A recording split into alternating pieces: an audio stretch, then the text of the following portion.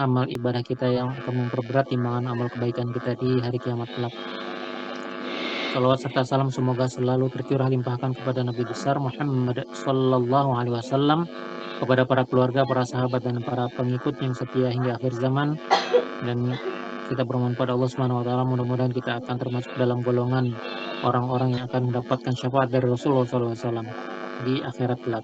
Mari sama-sama kita mulai pertemuan pada siang hari ini dengan membaca basmalah. Bismillahirrahmanirrahim. Alhamdulillah kemarin kita sudah sedikit mengingat kembali tentang keimanan kepada Allah Subhanahu wa taala, baik dari segi keimanan tentang wujudnya Allah Subhanahu wa taala yang berdasarkan dalil-dalil akal, dalil-dalil akli, maupun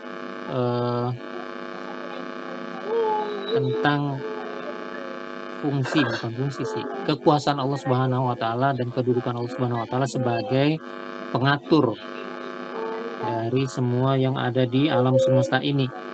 Makanya ini ada timbul istilah atau konsep tentang Rob.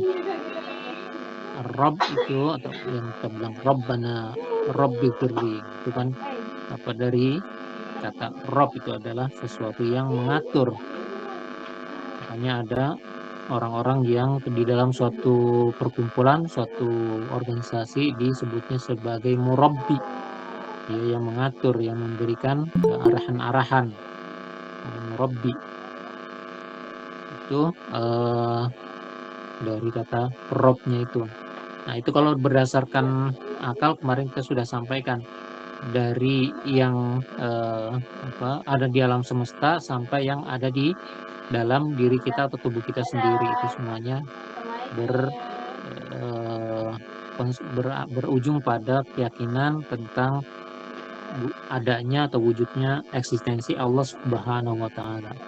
Kalau dari dalil-dalil di dalam Al-Quran maupun Al-Hadis itu udah banyak yang tadi saya sebutkan, bacakan di awal di awal pertemuan ini dari surat Tur ayat 35, am khuliqu min ghairi syai'in am humul khaliqun, apakah mereka tercipta tanpa usul-usul atau mereka menciptakan diri mereka sendiri.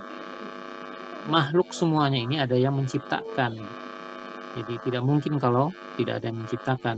Jadi semua barang, semua benda, semua makhluk itu ada yang menciptakan. Siapa? Ya Khalik, yang maha pencipta, Allah yang maha menciptakan gitu. Jadi asal usulnya kalau diurut-urutin semuanya itu akan kembali kepada Allah Subhanahu wa taala. Nah, yang menjadi persoalan berikutnya adalah ketika kita sudah mengimani dan mempercayai baik dari sisi keyakinan di dalam hati maupun pengucapan dari lisan kita, nanti akan ada konsekuensi-konsekuensinya lagi. Yang pertama memang konsekuensi keimanan itu adalah keyakinan dengan keberadaan Allah Subhanahu wa taala.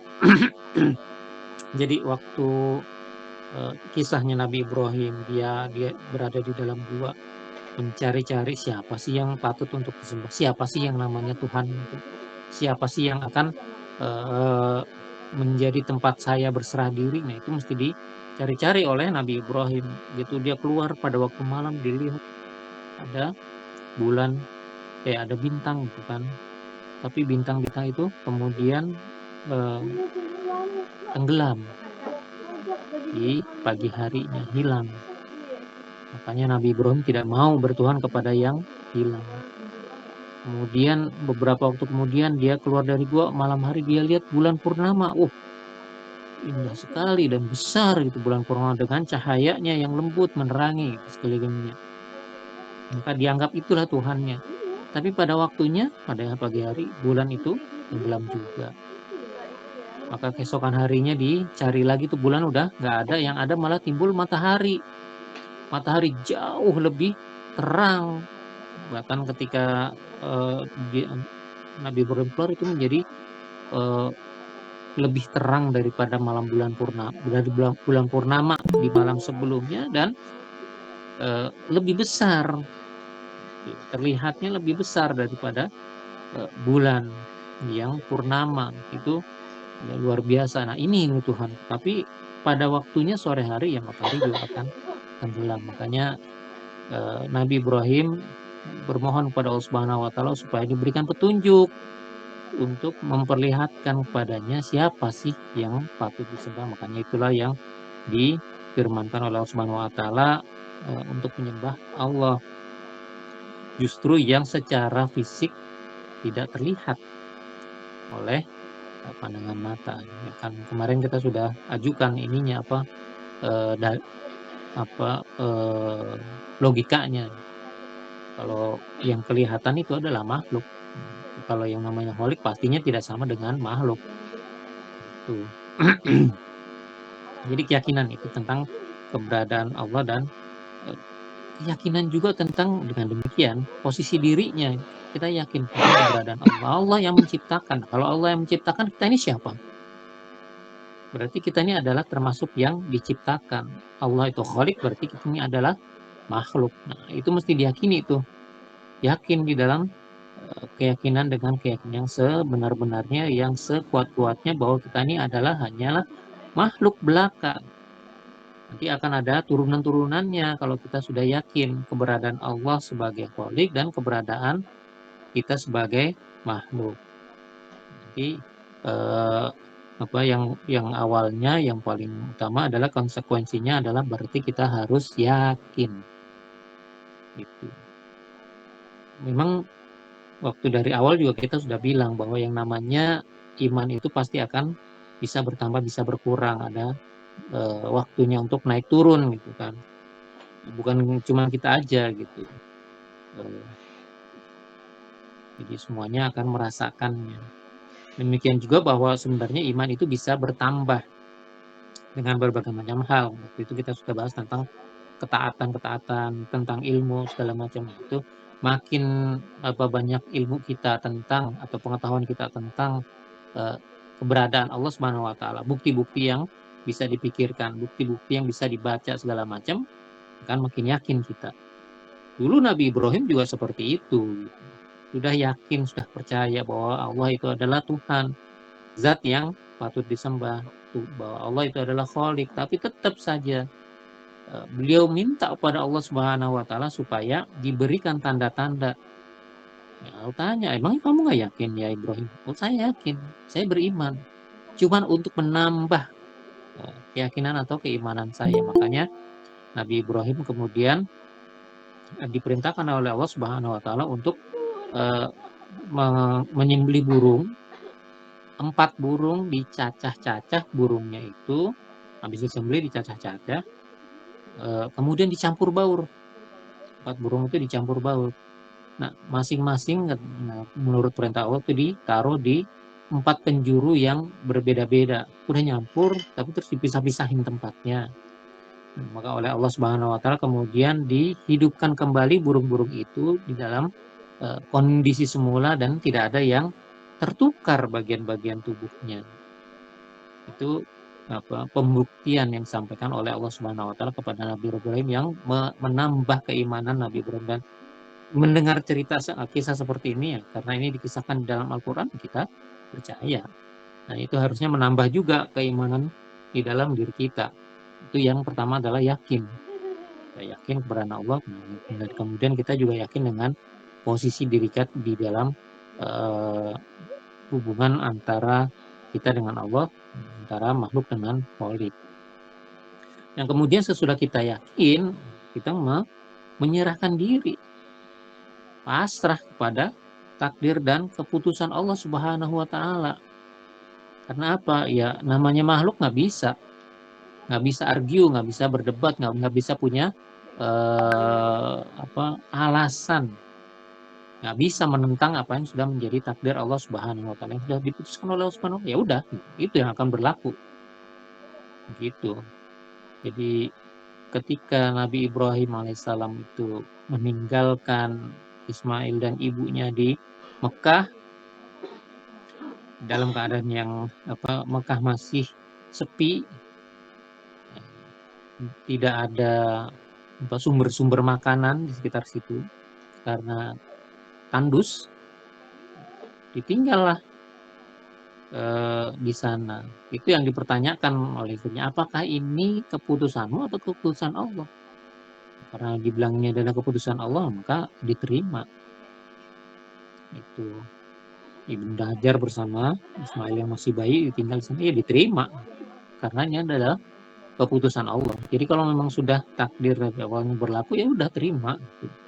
Tidak ada yang bisa mengubah lagi, kecuali itu diubah oleh Allah Subhanahu wa taala, karena yang namanya takdir itu sudah diukur. Itu apa ya? Kalau kata Ustadz Lumen, sudah kayak rezeki itu sudah ditakar, tidak mungkin tertukar gitu. Jadi itu yang merupakan ketetapan-ketetapan Allah yang sudah ditetapkan, ya ikutin. Kita berserah diri kepada Allah dengan segala macam keputusan-keputusannya. Nah, yang lainnya lagi dari segi keyakinan adalah kita mendengar dan kita taat. Sami'na wa ata'na, kami mendengar ya Allah, kami taat. Tentang apa? Nah, ini kalau ada panggilan, ada seruan tentang ketaatan ataupun perintah-perintah yang mesti dilakukan. Juga ini pengkabulan tentang hal-hal yang memang dilarang oleh Allah Subhanahu wa taala, itu yang mesti ditinggalkan atau dijauhi. Gitu. Jadi kita sami'na wa ata'na, kita mendengar kemudian kita taat. Bukan kita mendengar terus kita diam aja. Atau malahan kita mendengar atau malah kita melanggarnya. Kita bermaksiat. Sami'na wa asaina, begitu kan katanya. Jadi asoy itu bukan sesuatu yang asik, tapi asoy itu adalah maksiat gitu, itu pelanggaran gitu. Nggak usah sok-sokan jadi orang yang asoy ya gitu ya. Dan itu bermaksiat artinya. Jadi ketika kita yakin tentang keberadaan Allah Subhanahu wa taala, kemudian kita menyerahkan diri kepada takdir, kepada keputusan Allah Subhanahu wa taala, maka ketika Allah Subhanahu wa taala menyampaikan perintah-perintahnya, menyampaikan larangan-larangannya, itu mesti didengar dan kemudian ditaati. Sami'na wa ata'na, kami mendengar dan kami taat. Bukan sami'na wa asaina, kami mendengar tapi kami bermaksiat, kami melanggar, kami menjauhi, kami nggak mau ngikutin. Nah, itu asai itu, orang yang bermaksiat. Makanya orang-orang yang beriman ketika mereka diperintahkan oleh Allah Subhanahu wa taala atau dilarang oleh Allah Subhanahu wa taala, mereka pahami itu, kemudian mereka jalankan, mereka lakukan. Ini benar-benar menjadi bukti bahwa yang namanya keimanan mereka itu sudah mereka resapi. Jadi ketika mereka mendengar Allah Subhanahu wa taala memerintahkan sesuatu, ya itu langsung mereka lakukan. Nggak pakai nanti, nggak pakai ntar dulu, nggak pakai bisa nggak dikorting, misalnya. Bisa nggak dikurangin sedikit aja, nggak pakai gitu. Nggak ada negosiasi lagi gitu, karena itu memang sudah diperintahkan. Yang keluar dari lisan mereka cuma sami'na wa ata'na, kami dengar terus kami taat. Bukan kami dengar terus ya kami main-main, kami dengar terus masa bodo amat gitu. Itu kan orang-orang yang sekarang seperti itu kan, mendengar sesuatu tentang kewajiban atau mendengar sesuatu tentang larangan, tapi yang kewajiban ditinggalkan, yang larangan masih malah dikerjakan. Alhamdulillah, itu sesuatu yang kadang kita jumpai di dalam kehidupan kita ini. Yang beberapa waktu lalu kan kita sudah mendengar itu kisahnya dari teman-teman kita sendiri, bahwa kalau panggilan azan datang, mereka sebagian bergegas berjalan menuju ke masjid. Tapi sebagian ada lagi yang juga bergegas tapi ke tempat yang lain, entah ke warung, entah ke tempat tangga darurat, cari tempat untuk istirahat, meluruskan tulang punggung sejenak. Istilahnya seperti itu kira-kiranya. Tapi ini permasalahannya adalah permasalahan ketika ada panggilan dari Allah Subhanahu wa taala, mau atau enggak kita untuk menyegerakan diri menyambut panggilan itu. ketika orang kaya misalnya sudah mampu, sudah berkesempatan, keadaannya aman, dia tidak pergi haji ke Mekah meskipun waktunya sudah sampai gitu. Kenapa? Oh, belum dipanggil. Saya merasa belum dipanggil oleh Allah. Ya bukannya belum dipanggil gitu, panggilannya sudah ada. Nabi Ibrahim dulu sudah memanggil. Banget itu kan berarti kan Nabi Ibrahim udah jauh sebelum Nabi Muhammad. Nah, Nabi Muhammad aja peristiwanya udah 15 abad yang lalu, apalagi Nabi Ibrahim gitu kan. Mungkin udah ratusan atau ribuan ratusan abad malah jadi jauh lebih jauh lebih lama daripada eh, Nabi Muhammad SAW itu. Jadi makanya ketika ada orang yang bilang bahwa dia belum dipanggil gitu, itu adalah sesuatu yang absurd, sesuatu yang hoax gitu. Dia belum dipanggil gitu. Dia belum dengar, kemungkinan belum dengar. Tapi dia mungkin udah dengar, Pak. Dia udah ikut ngaji di mana-mana kok. Nah, berarti dia sudah dengar. Cuman permasalahannya dia belum mau mengabulkan panggilan itu, kan? Makanya kita mesti berhati-hati yang teman-teman yang kewajiban berhajinya belum dipenuhi. Nah, kita berniat dari sekarang untuk memenuhi panggilan itu gitu. Yakin bahwa panggilannya sudah dilakukan. Yakin bahwa kita pada satu saat nanti mesti mengerjakannya. Makanya bagaimana cara kita bisa mengerjakannya? Dari sekarang apa yang mesti kita persiapkan yaitu kalau di sini di Indonesia bisa bikin rekening untuk tabungan haji. Gitu. Yang kalau memang pekerjaan kita rutin, dapat gajian setiap bulan, ya sebagian dari gajinya itu disisihkan buat eh, cicilan apa tuh PPIH. Kalau dulu zaman saya namanya ONH, ongkos naik haji.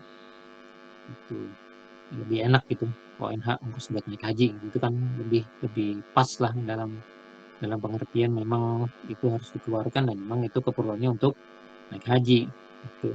Nah, kalau memang kita samina atau eh, dilakukan tuh semuanya, yang namanya menyiapkan bekal berupa dana ya supaya bisa cukup berangkat, karena kan 30-an 40-an juta lah untuk pergi haji itu tuh bukan uang yang sedikit gitu kan. Mesti kita kumpulkan sebanyak itu, mesti kita kumpulkan sedikit demi sedikit dan mudah-mudahan sih nanti tercapai pada saatnya. Ada lagi selain mengumpulkan uangnya ya kita belajar tentang ilmunya, belajar manasiknya. Karena apa? Yang namanya ilmu untuk pergi haji itu meskipun secara prakteknya nanti sedikit, haji kan cuma gitu kan. Kita wukuf di Arafah, terus melontar jumroh, balik ke Mekah, tawaf sa'i, itu udah selesai sebenarnya. Jadi rangkaian ibadah hajinya itu paling 3 hari 4 hari selesai udah. Bukan lama kita nunggunya. Untuk yang reguler aja, yang mandiri itu sampai 42 hari kita di dalam perjalanan. Sementara di sananya hajinya ya paling 3-4 hari selesai gitu. Nah, tapi ini memang sesuatu yang harus dilakukan, wajib. Makanya dari sekarang udah yang belum udah berniat dan melakukan upaya-upaya yang bisa dilakukan supaya nanti pada saatnya bisa dikerjakan itu ibadah haji ini.